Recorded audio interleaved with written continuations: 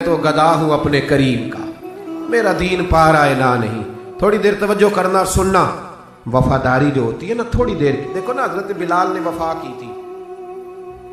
یہاں کیا حال کرتے ہیں ہم لوگ کارکنوں کا، میں اکثر یہ رونا روتا ہوں، میں کہتا ہوں جب تک تو پیر صاحب کے آستانے پہ جھاڑو دیتا ہے تب تک تو وہ بڑا وفادار مرید ہوتا ہے، اگر اس پہ قرضے چڑھ جائیں تو پیر صاحب کہتے ہیں اس کا ذاتی معاملہ ہے۔ جب تک وہ اپنے ہاتھوں سے سیاستدان کے اشتہار لگا رہا ہوتا ہے تب تک وہ کارکن ہوتا ہے، کارکن۔ اور جب وہ کہیں الجھ جائے تو کہتے ہیں جی میں جی اس کے ذاتی معاملے میں نہیں۔ یہ ذاتی معاملہ کیا ہوتا ہے؟ جب تیرے اشتہار لگا رہا تھا سیاستدان کے تب ذاتی معاملہ نہیں تھا، جب کسی کو ضرورت پڑ گئی تو اب معاملہ ذاتی ہو گیا۔ پیار کرنا پڑے، کچھ دینا پڑے تو پھر بھاگ گئے، بفر گئے۔ اور لوگوں کے پاس جب دولت آتی ہے تو رنگ ہی بدل جاتے ہیں، جب اقتدار ملتا ہے تو انداز ہی بدل جاتے ہیں، جب اتوار کچھ اور ہوتے ہیں تو لوگوں کے طریقے بدل جاتے ہیں، اس لیے کہ رشتہ ضرورت کا بنا لیا ہم نے۔ سیدنا بلال نے بڑی مار کھائی تھی، کوئی بتائے حضرت بلال کو گورنری کا لالچ تھا؟ حضرت بلال حبشی کو کیا لالچ؟ بڑی مار کھائی، اور یارو بڑی ساری کھائی۔ ایک تو وہ مار ہے نا جو عبداللہ بن جدان مارتا تھا، امیہ بن خلف مارتا تھا، ایک تو وہ ہے۔ اور حضرت بلال جب دروازہ رسول پہ آئے تو بخاری مسلم میں موجود ہے، حضرت بلال نبی پاک کے مہمان آتے تھے تو خود قرضہ اٹھا کے لاتے تھے۔ اور ایک وقت ایسا بھی آیا کہ قرضے اتنے زیادہ آ گئے تھے کہ یہودی نے کہا کہ بلال تو نے بڑے سارے پیسے قرض لیے ہوئے ہیں، تو اگر اب تو نے پیسے نہ دیے تو میں تمہیں پھر سے باندھ دوں گا۔ حالانکہ وہ سارے نبی کریم کے مہمانوں کے لیے قرضے لیے تھے، حضور کے ذاتی کام کیے ساری زندگی ذاتی۔ یارو یہ جو لوگ ہوتے ہیں یہ بڑے شاندار ہوتے ہیں، ان کو کوئی لالچ نہیں ہوتا۔ جن لوگوں نے اس محفل کے اشتہار لگائے ہیں ان کی تو اشتہار پہ فوٹو نہیں لگی ہوئی، لنگر کھلا رہے ہیں ان بیچاروں نے تو۔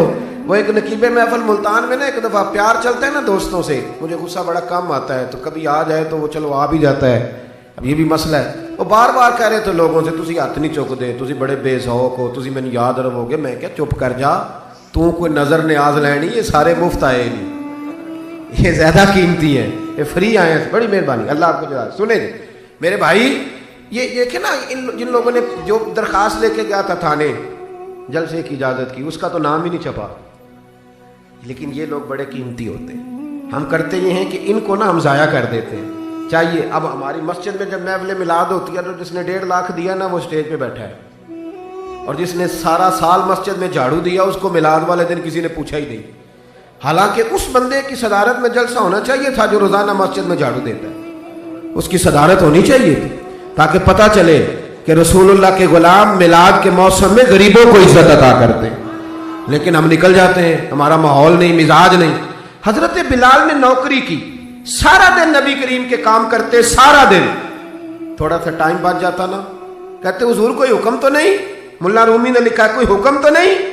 حضور فرماتے نہیں، سارے کام ہو گئے۔ حضور میں تھوڑی دیر کے لیے جاؤں؟ جائیں، ایک دن بھی، 2 دن بھی، 3 دن بھی۔ حضرت انس بن مالک کہتے ہیں ایک دن میں نے پوچھ لیا، میں نے کہا حضور یہ بلال چھٹی لے کے جاتے کہاں ہیں؟ شادی تو کی کوئی نہیں تھی ابھی، گھر تو تھا نہیں، تو یہ جو آ کے کہتے ہیں کوئی کام تو نہیں میں جاؤں؟ تو محبوب نے فرمایا جب یہ مجھ سے پوچھ کے جاتا ہے نا کوئی کام تو نہیں جاؤں، تو پھر سیدھا سیدہ فاطمہ کے گھر جاتا ہے۔ تھوڑی دیر بیٹھے دی، اللہ آپ کو جزا تشریف رکھے۔ یہ سیدہ فاطمہ کے گھر جائیں گے، اب یہ وہاں جھاڑو دیں گے، اب بیٹھے دی، اللہ آپ کو برکت دے، جزائے خیر، تشریف رکھیں، اللہ تعالیٰ آپ کو برکات دے، پیچھوں کے لیے مسئلہ بنتا ہے، تشریف رکھیں۔ اب یہ نا سیدہ فاطمہ کی چکی پیسیں گے، یعنی کوئی ٹائم بچ جاتا تو وہاں کتنی نوکری کی حضرت بلال نے، کتنی ڈیوٹی کی کہ نہیں کی؟ لیکن کسی عہدے کے لالچ کے لیے، کسی منصب کے لیے، کسی فوٹو کے لیے، کسی صدارت کے لیے۔ لیکن میرے محبوب نے بھی جب اعزاز دیا نا تو پھر کمال ہی دیا۔ پڑھیے ترمذی شریف، حضور آئے نا معراج سے واپس، میں جلسے سے دیر سے جاتا ہوں نا تو میری ایک بیٹی ہے، وہ جب میں نکلنے لگتا ہوں کہتی ہے آج دیر سے آئے تو دروازہ نہیں کھولنا، روز ہی دیر سے آتے ہیں، تو جب رات کو جاتا ہوں تو سب سے پہلے وہی کھولتی ہے۔ آ گئے آپ۔ اب بندہ جب سفر سے واپس جاتا ہے تو پہلے بچوں کی بات کرتا ہے، بیٹوں کی۔ محبوب معراج کے سفر سے واپس آئے، لیکن سب سے پہلے جو بات کی وہ حضرت بلال حبشی کی۔ سب سے پہلی بات سیدنا بلال کی، مجمع میں بٹھا کے، مجمع میں حضرت بلال کو مجمع میں بٹھا کے فرمایا کیا عمل کرتا ہے بھئی تو بلال؟ عرض کی حضور کیا ہوا؟ فرمایا بتا کیا کرتے ہو، کون سا عمل ہے جو زیادہ کرتے ہو؟ کہا حضور حکم کریں۔ تو محبوب فرمانے لگے جب میں جنت میں گیا ہوں نا معراج کی رات، تو میں نے وہاں تیرے قدموں کی آواز سنی ہے۔ جنت میں تیری اب کس نے ذروں کو اٹھایا اور صحرا کر دیا، اور کس نے قطروں کو ملایا اور دریا کر دیا، یہ کس کی حکمت نے یتیموں کو کیا در یتیم اور غلاموں کو دنیا بھر کا مولا کر دیا۔ ایک بڑی عجیب بات لکھی ہے ابن اسحاق نے، کہتے ہیں کہ جب فتح مکہ ہوئی نا، ظہر کا ٹائم ہوا، تو نبی کریم علیہ السلام نے فرمایا چلو بھی اذان پڑھو، بلال کو بلاؤ۔ تو جو ہے میری بات پر سنیں اور یاد رکھیں، حضور نے فرمایا بلال کو بلاؤ، اذان پڑھے۔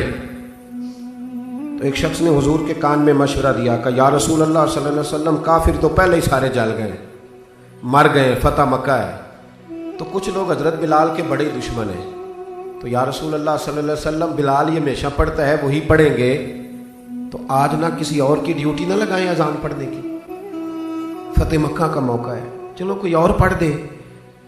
یہ روٹین میں جب پروگرام ہوتے ہیں تو تب تو مقررہ امام بھی نہیں نا جماعت کراتا، چلے کوئی بزرگ آئے ہیں وہ کرا دیں، آج موقع ہے، بری بھی بات کوئی نہیں۔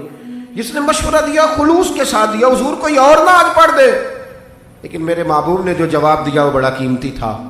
محبوب کریم فرمانے لگے جب پتھر کھانے پڑے تو تب تو بلال پڑھے، اور جب بدر اور احد میں تلواریں چمکے تو تب تو بلال پڑھے، اور فرمایا جب بھوک کاٹنی پڑے تب تو اذان بلال پڑھے، اور آج اللہ شانے عطا کرے تو کوئی اور پڑھے۔ فرمایا سارے نیچے کھڑے رہیں گے، ابو بکر و عمر و عثمان و علی، طلحہ و زبیر، سارے ہمیشہ کی طرح سنیں گے، اور آج بیت اللہ کی چھت پہ چڑھ کے جو اذان پڑھیں گے وہ بلال حبشی ہوں گے۔ میں لوگوں کو بتاؤں گا کہ وفا کے رشتے وفا کے رشتے ہی ہوتے، وفا کے رشتے وہ پانی پرن سہیلیاں رنگا رنگ کڑے، او پائیا اسی تے پڑھیا اس دا جانیے جس دا توڑ چڑھے۔ وفا والا رشتہ قائم کرو، وفا والا، کبھی ملا کرو، کبھی پی ایچ ڈی کر لیتے ہو نا تو کبھی میٹرک والے پرائمری والے استاد سے بھی جا کے ملا کرو، جب اللہ شانے عطا کرے تو کبھی کبھی اپنے گاؤں بھی جایا کرو، کبھی جا کے ملا کرو۔ ہاں شہر میں آ کر پڑھنے والے بھول ہی گئے کس کی ماں نے کتنا زیور بیچا تھا۔ اپنے انداز نہ بدلو، اطوار نہ بدلو، اخلاق حسنہ کی دولت پیدا کرو۔ یہ جو ہم ٹوٹ گئے ہیں نا، امیروں کی سوسائٹیاں الگ ہیں اور غریبوں کی جھونپڑیاں الگ ہیں، انہوں نے بڑی تفریق پیدا کر دیا معاشرے میں۔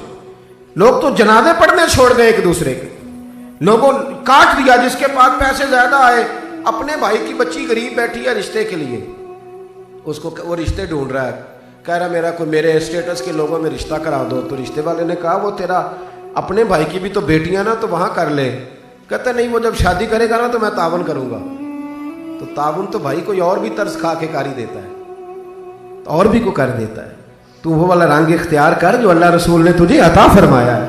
ہمارے معیار میں وہ وفا نہیں، وہ حسن نہیں، یہ میری طرح کے لوگ جن کو اللہ بڑی شانیں عطا فرماتا ہے، دین کے نام پر بڑا نوازتا ہے، لیکن لب و لہجے میں کئی دفعہ سختی آتی ہے، کئی دفعہ احساس نہیں ہوتا کہ ہم کیا کر رہے ہیں۔ اعلیٰ حضرت فاضل بریلوی بھی فرمایا کرتے تھے لوگوں نبی پاک کے وفادار رہنا، فرشتے بھی تمہاری عزت کریں گے۔